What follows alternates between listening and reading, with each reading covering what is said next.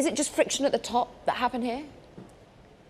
Well, if you go by what Chris Inglis said in his email, which we reviewed in this story that was led by my colleague William Turton, he feels that Anne Neuberger, the other top cyber official at the White House, withheld information from him and actually worked to undermine the very strategy that he was trying to roll out for the nation. This is the nation's first cyber strategy under his watch. And so it's a huge accusation that he's making in private to a former colleague, and certainly I think sending ripples through this Biden administration that has talked so much about creating a joined-up team to tackle some of the big cyber issues this country faces. Because it was seen as a dream team, wasn't it? These three executives, all with really deep intelligence experience, coming on at a time where we were worried. We were worried about infrastructure being impacted by hacking.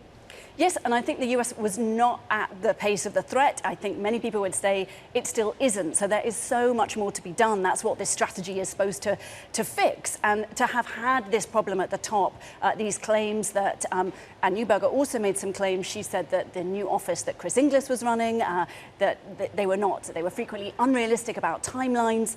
There has just clearly been discord between the two of them and between their offices. I think the question is, to what extent does this undermine the actual effort to face off this cyber threat? If you ask Anne Neuberger, she says in a statement to us, reports of discord have had little, if any, impact on the proceedings. But I think you've got to look to the fact that Chris Inglis has resigned. For 6 weeks, that post has gone unfilled. There's an acting, but the administration now needs to nominate someone, and they're congressionally mandated to do that. And at the moment, there's no one rolling out the plan to actually implement that cyber strategy, and that's all to be done under the oversight of the NSC, where Anne Neuberger is. So when we do speak to people, we do hear that there is an expectation that this kind of friction, maybe not on the same level, but certainly friction is expected to continue. You've got two new officers in the same White House trying to do some of the same job.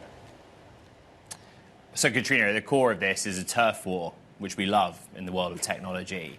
But it's also early days in the Biden strategy around cyber. So what's the reaction? What does President Biden do to resolve this? Well, I think they have to appoint someone.